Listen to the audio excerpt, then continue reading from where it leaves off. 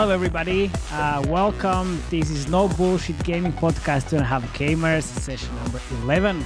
We are discussing latest news, fun stuff, improving some knowledge. But also don't forget, this is a 4 a.m. conference discussion vibe sometimes, so let's not take it too seriously. We have a special guest today, so welcome, Steve, and also, welcome Felix and Jakub. Let's start with Felix's favorite activity. Let's do the intros. Felix, please. Thank you, Maciej, for that. Could you start? I'm Felix. I do ad monetization, currently working at Forte, but everything ads related in games, that's what I do. Yep. Nice. I can go next. Name's Jacob. I work as a game designer for the last 7 years, pretty much. Currently work as head of monetization at Traplight. And yeah, pretty much all game designy product stuff. That's my way. Yeah, let me continue. My name is Matej. I'm the UA guy over here, working with several developers around the world, growing the UA budgets, games, and businesses. And Steve, how about yourself? Tell us about your career. What are you doing? What are you doing at the moment? Who are you? Hey, I'm Steven Elliott Altman, but you can call me Steve on this interview. It's shorter. Thank you very much. You have to use your writing name so that there's name recognition. If you call yourself something different on every project, no one will be able to follow what you're doing. So you learn as an author, you have to. That's how you're going to put your name on your first book. That is just your name for now on. Okay. I'm also a game designer, like Jakob, but I specialize in narrative design. The writing that goes on in the game, everything that from the dialogue that the characters are saying, if there is dialogue that the characters are saying, to the button that says start. I literally have to write start, and it could be all capitals or it could be capital S. That's a stylistic choice that I have to make sometimes. That's what I do. Sounds great. Nice. And which titles have you been involved in? Which mobile gaming titles? In my gaming titles, the first game that I worked on was for DC Comics, and it was the DC Universe. First time they put it on disc, you could explore who the characters were and how their stories interacted and what their origin stories were. And that was kind of the first time that somebody gamified DC Comics in that form, but that wasn't really a game. But the first true game that I wrote was called Nine Dragons, and that was for a company called Acclaim. And that was a free-to-play MMORPG set in Ming Dynasty, China. Still being played. It's on its fifth publisher right now. That game's still going after, 17 years. I guess nice. I just dated myself. How long I've been doing this. And I wrote a couple of social games for Acclaim too. There was a game called Mafia Payoff that I did. That was one of these Mafia Facebook text-based games. The good old Facebook games. Yeah, and then later. I started doing social games that lived on Facebook and then moved to mobile.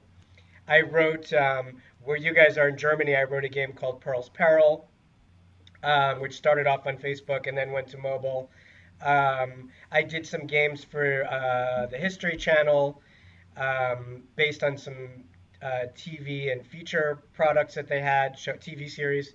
Ancient Aliens, the game, based on their show Ancient Aliens. Project Blue Book, the game, which Jakob, we can talk about that when we catch up to that one. That was a hidden object game set in the Project Blue Book universe. I'm leaving out a bunch of games, but my most recent game was Terminator Dark Fate, when the last Terminator movie came out, that I did for Skydance. So, I'm a science fiction author first and foremost. So when I'm working in games, they tend to lean towards more the science fiction genre. That's some of my stuff. Right. How someone become a writer for mobile games? Like, what did you do before? Like, I suppose you're writing books as well, right? Or like, how do you transition to mobile games?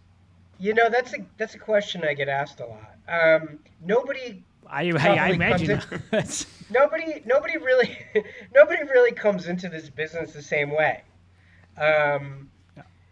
we're all doing something else before we fall into it. Now, I mean, I guess let me take you back. I've been a storyteller since I was a kid. The storyteller, how do I explain the storyteller? The storyteller, if it was caveman times, yeah, there were the men went on the hunt, right? And they had to go kill whatever they were going to eat for dinner. And the women and children stayed home. So they weren't there. So the storyteller was the guy who was on the hunt, who then stood in front of the fire and told the story of the hunt to the women and children in this kind of dramatic way, like what happened. And so if this was caveman times, I guess I was that guy that got up and told the story. And then, I read a lot of comic books as a kid, and I was an only child. So that kind of puts you into your head telling stories. And then, I started writing comic books, and then I started writing books because I was an only child, so I was reading to myself a lot and telling stories to myself a lot, So I started writing books, and then I got a book published, and then I got another book published, and I became known as an author. And then eventually I became a best-selling author. And so that gave me a little bit of street credit, right?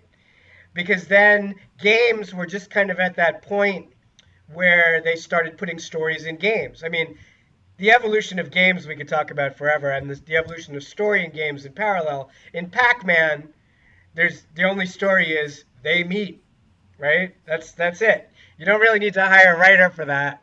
But later, as games became more and more complicated, game companies decided they wanted a story, and that storytelling that exists in books and screenplays and video games, it all started to converge to that the audience wanted a story along with their game, especially if it was a Batman game, right? They didn't just want Batman swinging and shooting and throwing the Batarang. They needed a little mystery and a little story, right? So I just was lucky enough to be in that kind of evolutionary stream where games needed writers, and they said, where do we look? Where do we get a writer? Let's look at movies and TV and book authors to get our writers from. That was quite a nice intro, very man. good intro. I was really interested in hearing more about the creative process at the different stages. Like, how do you usually start? From thinking about what are you going to write? Are you doing any homeworks, or what's the process behind all of this? Because from what you just shared, I mean, it's super interesting. Every game project is going to be completely different. Let me start you there. Of course. Sometimes you get called in and they've already built a game. And I think they had it in mind that the receptionist was going to write a story and just kind of fill it in. And then they realized that the receptionist had no idea how to do it, or tried to do it, and it wasn't good enough to be worthy of the game, of the beautiful game that they just did, Yeah, and then you duct tape the whole narrative. So in this kind of a situation, you get pulled in, and then you really have to just sit down and immerse yourself in what is already there. And you look at how the game moves and how the levels are designed, and then you have to kind of craft a story and make it like a wrapper that will fit. And then in that situation, I had to look at what do the characters they drew look like, and that kind of looks like a soldier, and that looks like she could be the love interest, and then Does that work? Does that work when you wrap something around like that? You don't have any choice. Does it work? Does right? it work? You don't. You don't have a choice. That's the thing, right. man. Yeah, like it's so I'll tell you why I can do it next. If you remember to ask me why I think I do it, I'm able to do it. So then you look at what the end point is, or sometimes the game is infinite, there is no end point. You might look at where the first chapter has to end, and then you have to kind of work backwards. I want to get to here, and then I need a middle point where everything changes that you thought was one way is suddenly revealed in a new light. And then you go, oh wait, I'm not really. I thought I was the good guy, but I'm the bad guy. Holy cow! So you've been manipulated by someone, and that person that you thought was your friend is the bad guy. So, but these are the same basic elements that are in storytelling, which you need in a movie script, right? So that in that way you have to kind of mechanically work backwards and tell a story that will fit. And you might have to say, the story would really work and everything makes sense if you can change this game design element.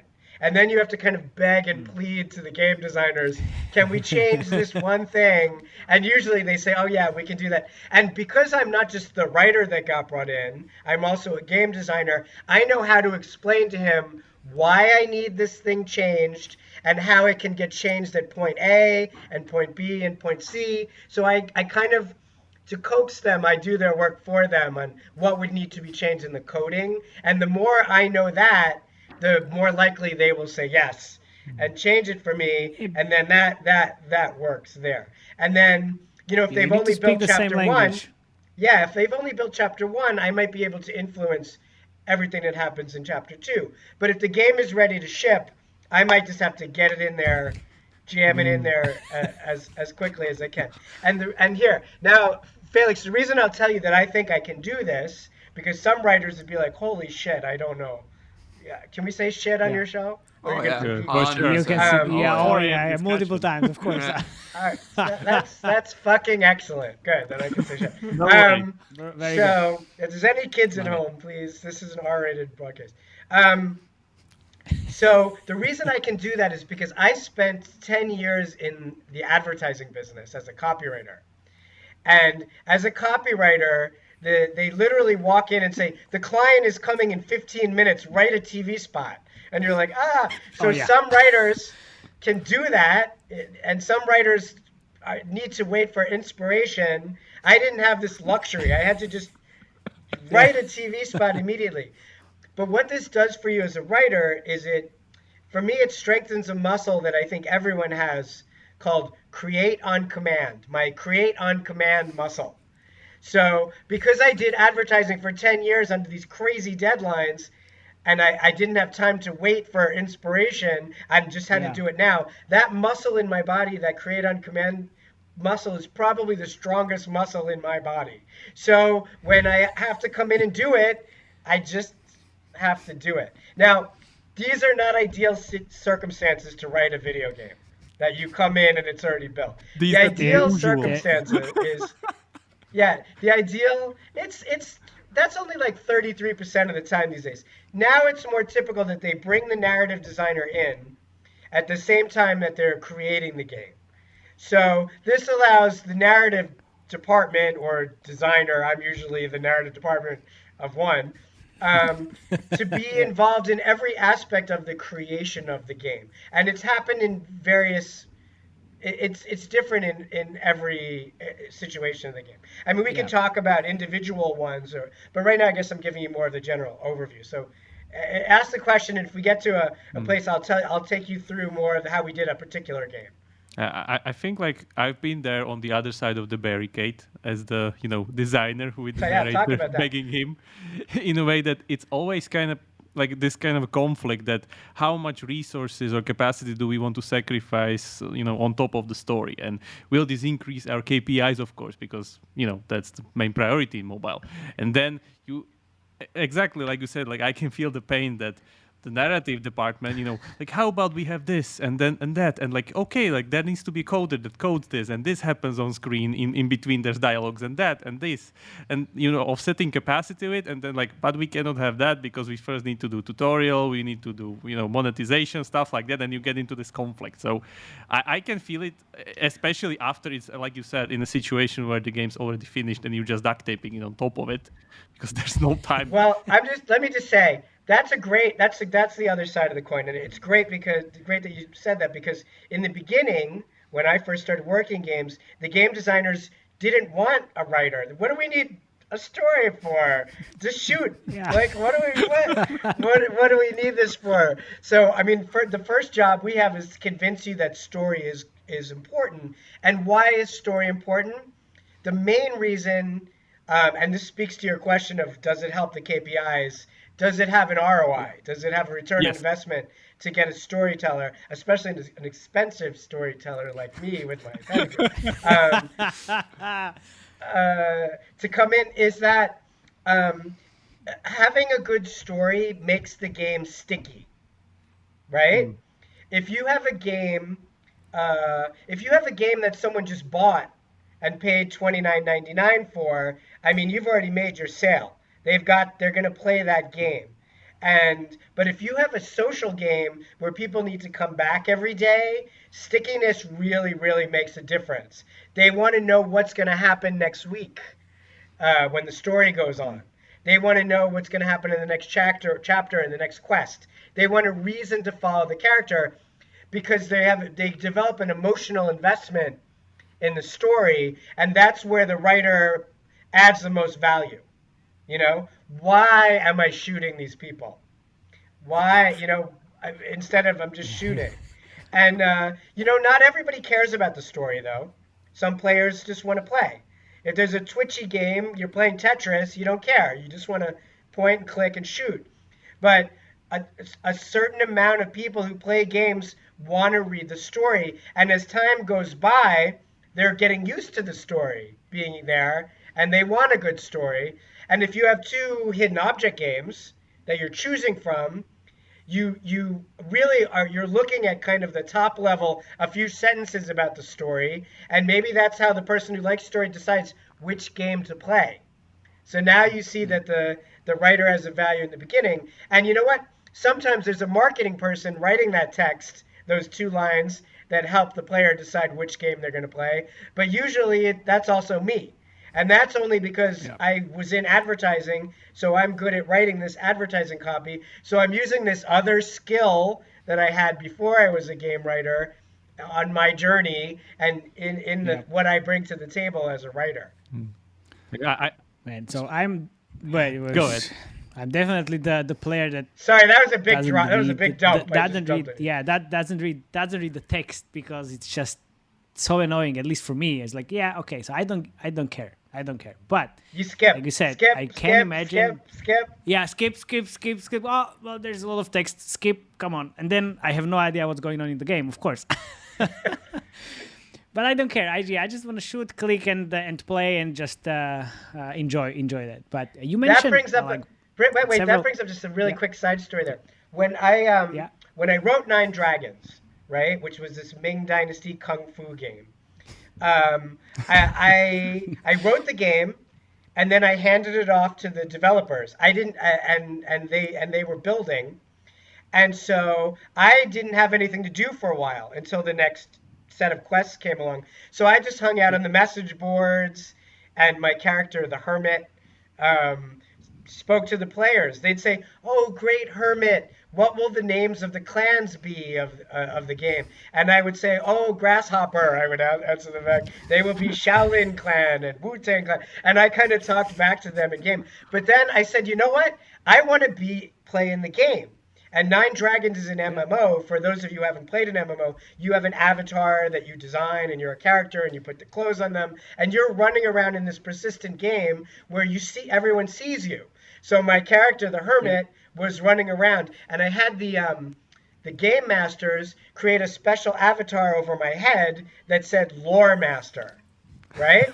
And they gave me this power, that I could kill a player. I could just zap them, and they're dead, right? And you know that if your character is dead, you lose XP, right? You have to respawn, and you've lost your XP for the day. So I went around in the game, and I met players who were used to seeing Game Master over somebody said, they said, "What's the lore master?" I said, "I'm the one who wrote the story and the quests in the game."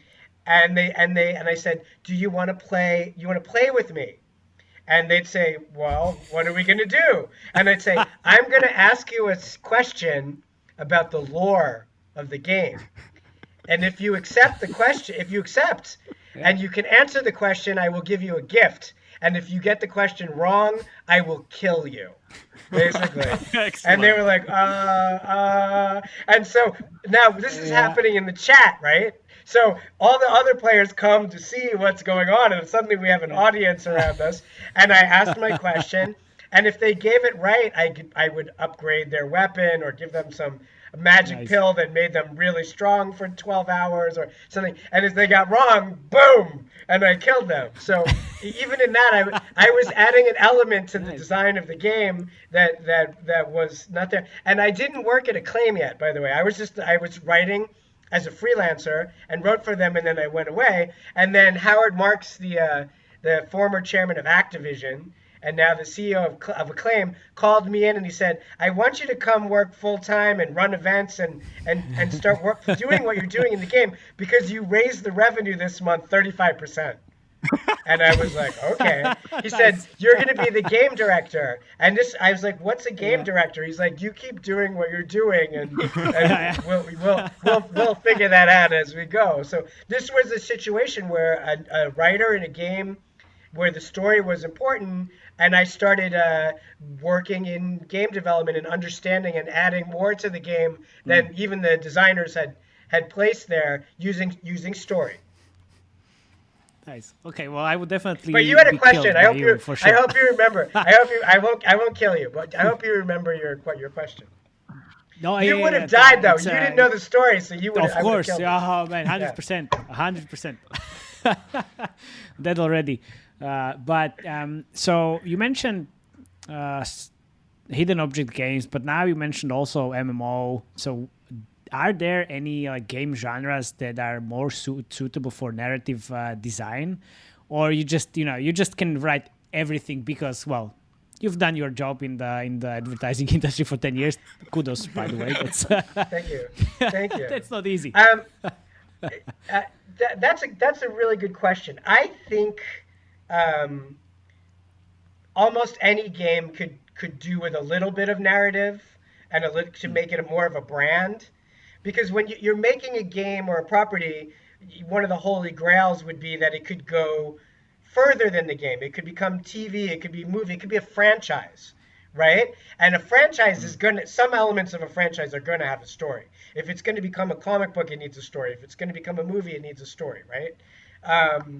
So are some stronger than others? I mean, if it's a mystery, you definitely need a story. Sci-fi wants a story. I mean, adding even just a little bit of a story or a cute character and giving the character a name. And then once he's a character and he has a name and he's alive, if it's a male character, I don't want to get gender specific, he wants a girlfriend or a boyfriend, or then that's a love interest, and there's a story of how they met and what they do after they met. And so, I mean, I think we as humans want a story, right? Add it on to us. But do these stories actually have an effect on the ROI and the KPIs in all genres? Because, well, even if you write a story for the characters, like, does it matter? Even though I wanna see and hear, like, okay, what's going on, but it's definitely not 35% increase on the revenue side, right? With the retention. Retention is important, right? So if the player plays your game, if it's a hidden object game, right? Before Pearl's Peril, where we did some very innovative things with narrative design, there was one character that came on the screen and told you what to hunt for. in a game such as Gardens of Time, right? So that wasn't as appealing as having multiple characters in a dramatic situation with a cliffhanger where you wanted to know what happens next. And if you want to know what happens next, you don't start playing a different game.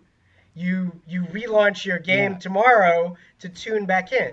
And this is the same model as television, right? If there was a 2-hour movie on TV, a television movie, you watched it and that was the end of it, and then you click over to another channel and what's the next movie? But if there's a television series like The Walking Dead, you want to know will your characters survive next week, so you come back the next day. So my first answer is yes. It's certainly, that is a clear way that it affects retention, and as you know, retention is going to bring you more of an ROI.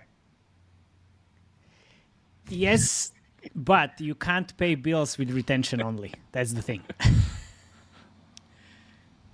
But it's obviously very much connected. That's not my part of the job, right? I'm supposed to that's Remo's job. Make your title sticky and make the story dramatic and make you want to come back.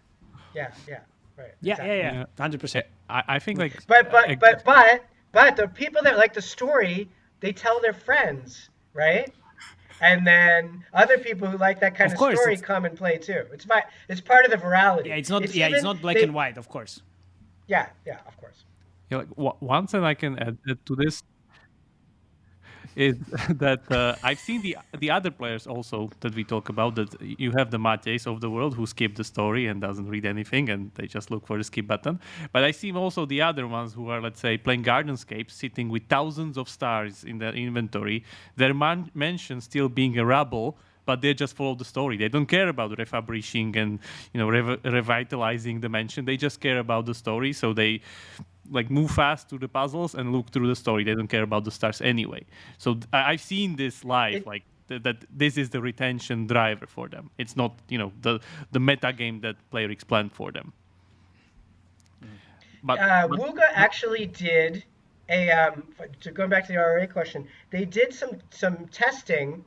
And they talked about this at GDC, so I don't think I'm giving away any trade secrets here, where they wanted to see how important the story was, and they literally tested how long people were staying online watching when text bubbles came up to measure if they were reading the story. And they said something, I don't want to butcher their research, but they said something like if somebody was only there for 5 or 6 seconds, they were like mate, and they were clicking through. But if they stayed for 30 seconds or longer, they were obviously reading. And I think if they stayed for 2 or 3 minutes, they probably went to the bathroom. But in this way, they were tracking how many people were actually reading the story, and at least they seemed to feel that they had accurate results off this. And then they went a step farther and they matched the people that were reading the story to the people that were spending money in this free-to-play game, and it was lining up. And they said that the people reading the story were actually the buyers in the game. So maybe there's your answer for does story bring an ROI? They got it down to a science. Okay. I'm just a bit curious as well, like speaking there, like how you're looking at the data. Like, were you looking at any data points to influence your story arcs or like character arcs when you're actually working, particularly with like a mobile game? That doesn't. I won't pay attention to things like that, because you got to remember, I'm in the front end of the game.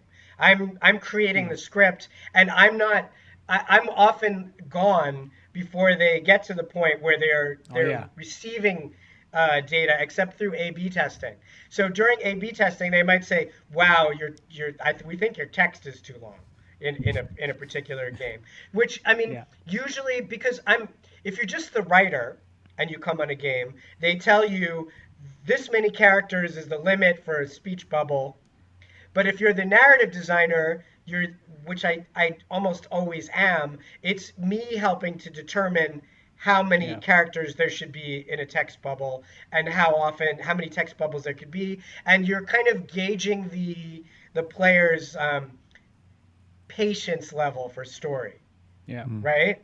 I mean, different modes of writing, and I've been very fortunate to be in all of them.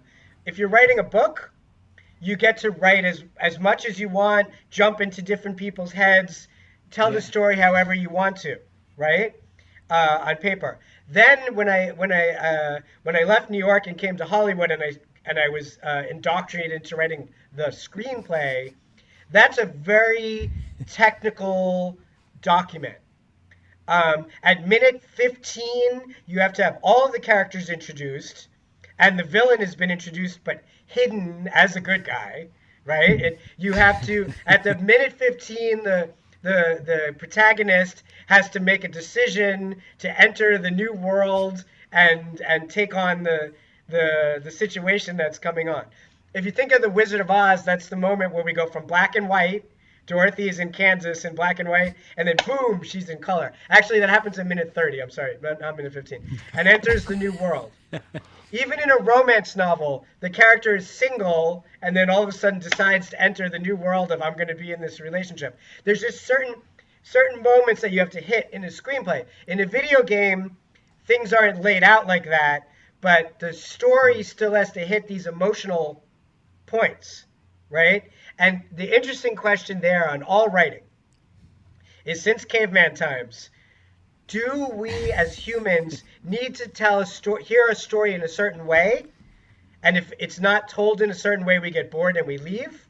Or have people been watching movies so long that a story has been told in a certain way that we've come to expect it? And it doesn't matter.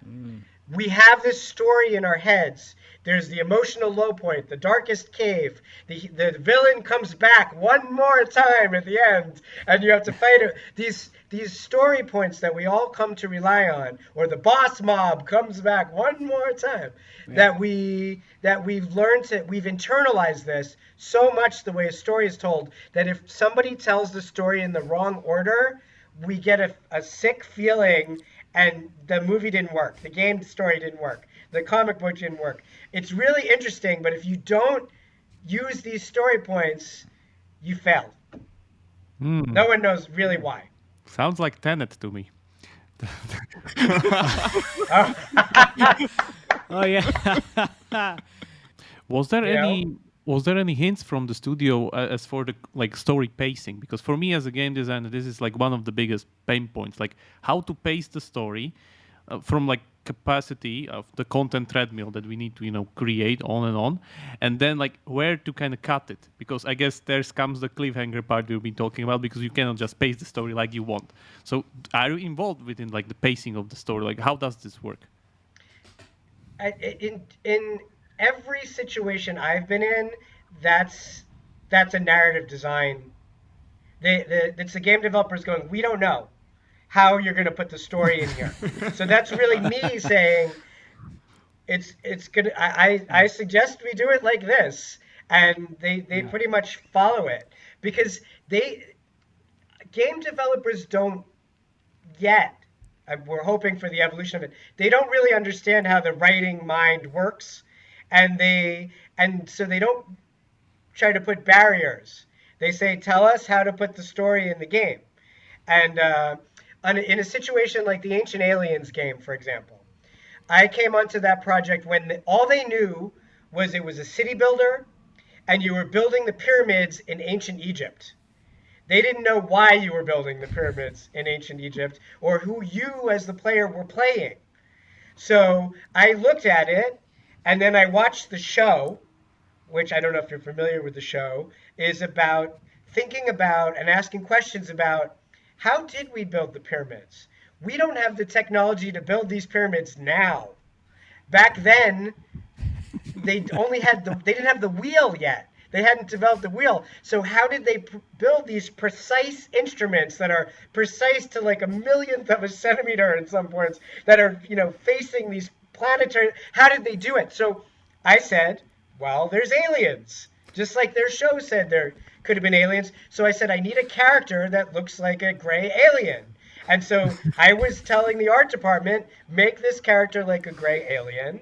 And then there's Giorgio, who's this guy in the show, who's a sweetheart, who's usually the one he's kind of become the face of the show, talking about ancient astronaut theory. So I said, we need to get him in the game. And they said, how is Giorgio from the 20th century in ancient Egypt?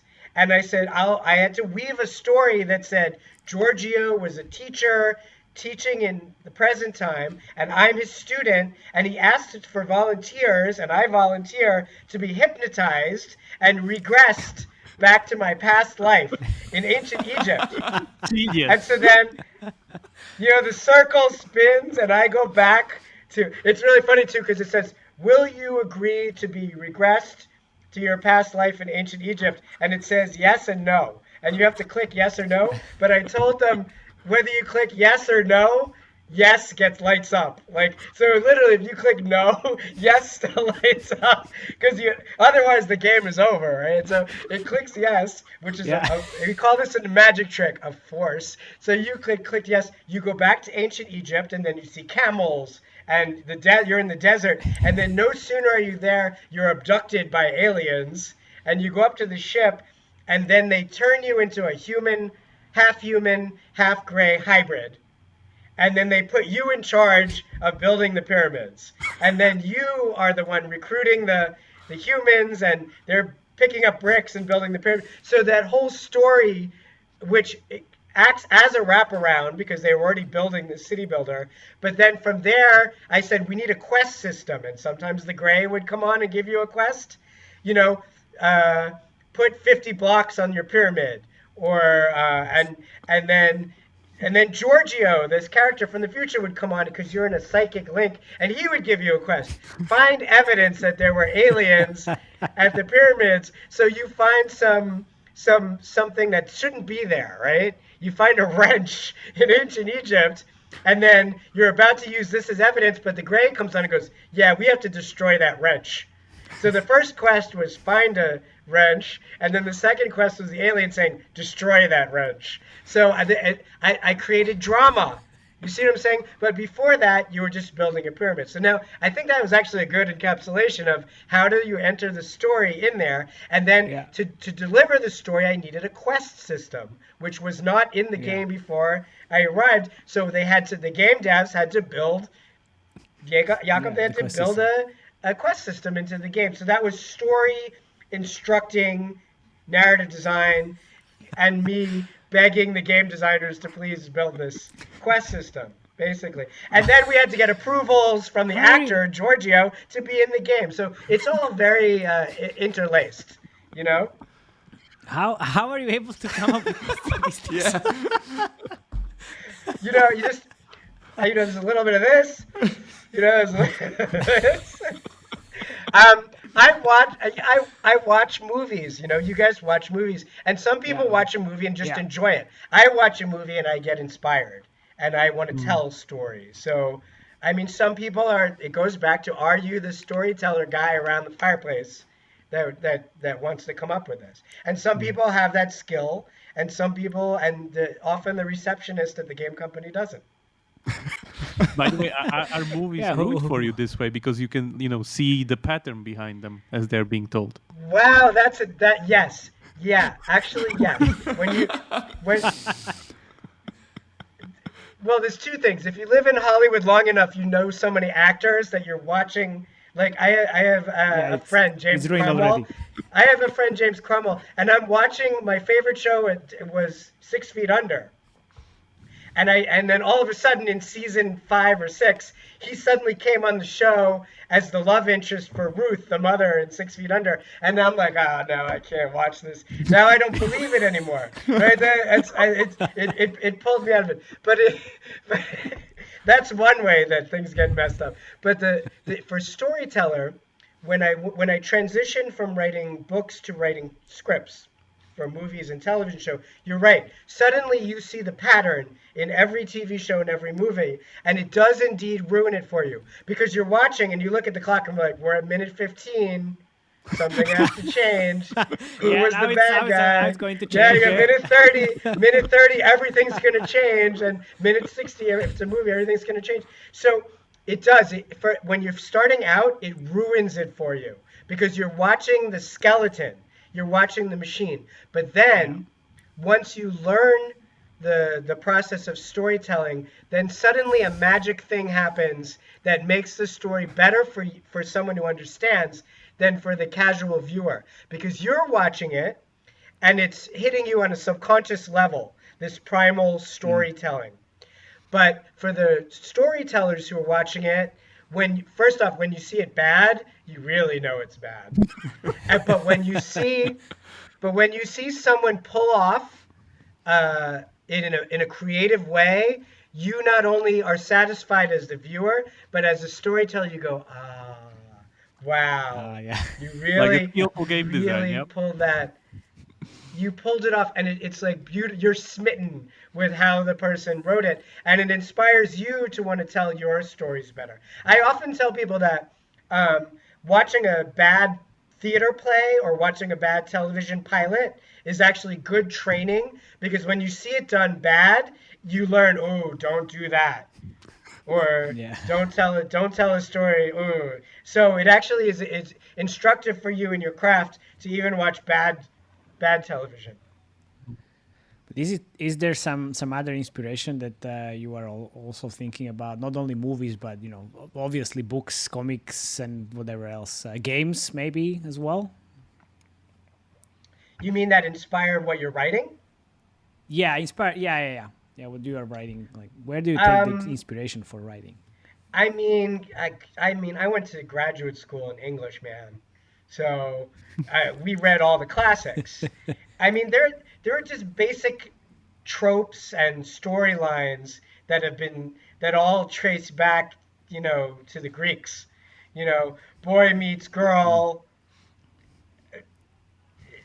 Oedipus, boy meets girl, girl in this case happens to be Yeah. your mother, and then you poke your eyes out, which is a basic storyline, or in Star Wars you get your hand cut off. Um, so there, you kind of have in your toolkit as a writer the different basic stories, and you end up using them and recombining them as you go, and the Yeah. same themes, because we're human. It's the same love story or Yeah, it revenge works. story. It Just they works. come back. Yeah, yeah. If By it's the way, Red Dead Redemption, it's a revenge story. If it's um, there's just different kinds of adventures, and they all have their own basic rules. do you borrow these kind of patterns from different movies or stories that you find kind of elegant to kind of transition somewhere? Because I do this with game design all the time. The more games you play, the more kind of systemic problems you can then reference. Oh, they solved it like this in this game. I can use that in my system. Connecting core gameplay to metagame. Well, Do you that do that care we also? got yet. It's a fine line. It's a fine line between borrowing and stealing, and Yeah. plagiarism for for you. I think it's more subconscious again, because you know the pattern of how a story must go. By the way, for anyone out there who's an aspiring writer, what we're following is called the hero's journey. Hmm. Um, Know that. and Yep. the best, if anyone who wants to be a writer, I think a book that I often recommend is by a man named Volker, who wrote a book called The Writer's Journey, and it lays out how to tell story in a very simple, easy to understand way. And it asks you to track, as we mentioned before, the Wizard of Oz. The Wizard of Oz is kind of the perfect story to very clearly follow structure. I mean, in Hollywood, they took this book, The Wizard of Oz, and even did this trick with it, that the movie itself would go. The first 30 minutes are black and white, and then at minute 30 they went into Technicolor, which where they wanted to put into a film. So much so that changed an element in the book, which was Dorothy received these silver slippers in the book, but in the movie it was what was it? Do you remember what she gets in the movie? They were The ruby red, right? slippers, Oh, which were right, these ruby. bright, shiny red shoes. So they changed that story element so they could take advantage of the fact that they were in Technicolor. And at minute 30 in a script, you have to go into the new world. And at minute 30 is when Dorothy lands in Oz, and everything, boom, goes into color to really illustrate it. So if you have this book, The Writer's Journey, and have the movie The Wizard of Oz, you can teach yourself how to tell a story, basically. So these elements are in it teaches you how to recognize, who is the trickster character, Who is the mentor character? Who's the mentor character in Star Wars? Obi-Wan The first Star Kenobi. Wars, Episode 4. Obi-Wan Kenobi. Yeah. Absolutely. Who's the protagonist in Star Wars? Luke? The first movie. Luke Skywalker is the young hero. And there's a moment in every story, just to give you a good illustration of how you can see it in everything, there's a moment in the story where the hero denies the call. It's actually, the point in the script is called The Hero Denies the Call. And doesn't Luke Skywalker deny the call at first when Obi-Wan says, I need to take you on an adventure? What does he say? Like You he remember? want to stay farming. Come on, Felix. Then they kill them off. Exactly. I can't go. I can't go. This farm they needed here. Aunt Owen, Uncle Henry. Whatever their names. Ben. I'm gonna get Star Wars letters. You don't know your Star Wars. Is it Ben? No, is it? No. Obi-Wan is called anyway, Uncle Ben, and then he reveals he's Obi-Wan. Ah, right. Uncle Ben. Yeah, he's Ben, but. So he says, I have to stay. He denies the call. I can't go, right? And then what happens? He comes home and they're dead. And then, all right, I'll go with you. I'll go on this journey with you. But the hero has to deny the call, even if it's just for a moment. Even if she goes, nah, I can't do it. All right, I'll go. But if that doesn't happen, you feel like something is missing, right? So it happens. Yeah. Now when you guys, the next movie or TV show you watch on the pilot, watch for it's already to deny the call. I just look at the call. It's like 30 minutes now. Everything is going to change. I know now. So you put the same hero's journey into like mobile games, exactly. So like next time I'm playing a story-driven game that you've written, I'll be able to tell as well. Like, here's where the hero enters, and here's where he didn't. Yeah, and it's not just the hero. I'll make the smaller characters have these decisions. And here's another funny thing: the villain. Whoever your story is only as good as your villain. I learned really young. You need a really good of course. Villain. But you got to remember that the villain is following the hero's journey in reverse. Because to the villain, he is the hero. He thinks what he's doing is right. He thinks what he's doing is saving the world. Like the Republicans in America. No, okay, I won't go to. I'm just kidding.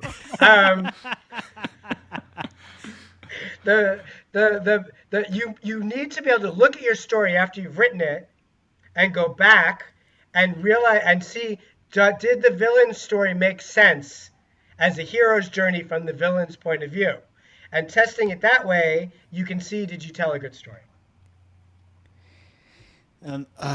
Okay, and still, how do you look at story when it comes to live ops, for example? There is going to be an event in the game. Is it a different process for the live ops events, or is it very similar and you're still looking at it the same way? And well, sometimes I'm a freelancer. I'm rarely an employee of the company I'm doing the game for. Yeah. So sometimes by the time the game gets to live ops, I'm not really involved, unless we're doing an expansion or we're adding chapter 2 or we need more quests. But maybe the right way to answer that is going back to Nine Dragons at Acclaim. Here I was, the Loremaster, running around the game. But later, when I started working more hand in hand with the devs, and we planned an event, then I would announce the event, a week in advance. We're going to have a scavenger hunt. Then I might have to say 12 of the greatest swords ever created were lost, and we must find them. So I had to put this event in the story of the game, in the marketing of the event, which it brought a more players to that particular time slot were coming. It dragged them there. And maybe then I'd say, let's have an item mall sale during that time where people will get these special glasses, maybe not at Nine Dragons, this special mask that will help you locate them easier. I'm making this up right now, but this is the bad example Of course. it. Well, But we have the special glasses right there. Yeah, some item mall item that would help you in this, so that there was a sale involved with the event, and then I would decide where on the map did we drop the items, and I would of course be there, and there were different servers operating at different times. When it was night in Europe, it was day in America, and so I'd have to do the event 3 times so that I could hit them at the same event while they were awake. So there was a lot of coordinating going on. And then, sometimes there were game design elements that had to be hard programmed, or sometimes it was just story, or the game director, the game masters being in certain places to referee who found the item first, or did they collect it and put it in their inventory. So it was always variable how much game design or a game element was just about story. And then after the art department, then comes the UA in. Then they look at all those lines and text you wrote, and then they just use it in the marketing activities. Well, funnily enough, because I come from advertising, typically on the games that I work on, I'm also writing the marketing copy right down to the Facebook posts. Nice. Okay. Jack of all trades, huh? Like Pearl's Peril. In Pearl's Peril, I had to write the hook lines for each scene, basically encapsulating them, that they, oh no, Pearl's in danger today, and this is happening, that they used to put in the game, which the players would send out to get energy, right? That was the virality of the game, was they would force out these small texts with an image from the game, which would hook the players, who then could friend on your friend list just read, this little snippet of Pearl is in danger in Atlantis this week. And if they were, oh, she's in Atlantis, there's a game and she's in Atlantis. Okay, well, maybe I'm interested in that.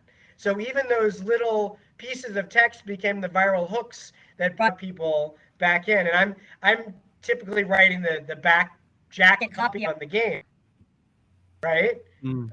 Like what the game is about. But that's just because I'm bringing my marketing expertise in to help them write. And basically, if you have a good enough writer, they can flow like water into any part of the game that you need created, into the jacket copy, the marketing copy,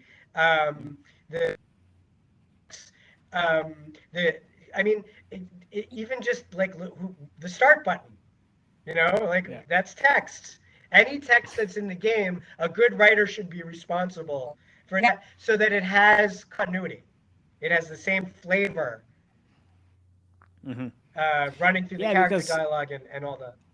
Yeah, because you create some expectations with the creatives, and if you use the same messaging in the creatives, and then the very similar messaging is in the store, and then the players have some expectations, and those expectations are met in the game afterwards, then that's the perfect flow. Nice. I'll tell you one thing: when you encounter bad writing, you recognize that, right? Yeah. Whether it's in a game or a movie or a TV show, it really turns you off, right? It can make you quit doing something, or it can ruin your willing suspension of, right? We're not really on a spaceship, but you're willing to go along and believe that you're on a spaceship. But if somebody opens the door to look out, and they can still breathe, then you're like, all right, they don't know what they're. That's it. They're doing, and it turns you off. I'm out. So good writing is sticky, and it enhances everything else that's going on. And bad writing will kill it. Yeah, and I think with that we can close the discussion, because man, this was it was so interesting. Yeah. It was really. Thank you very much for coming, and thank you everybody My that pleasure. you actually got Thanks, at Steve. the end of our discussion. And thank you very much, guys. Until next time. Bye bye. Bye bye. I'll be watching the show. I'll be watching next.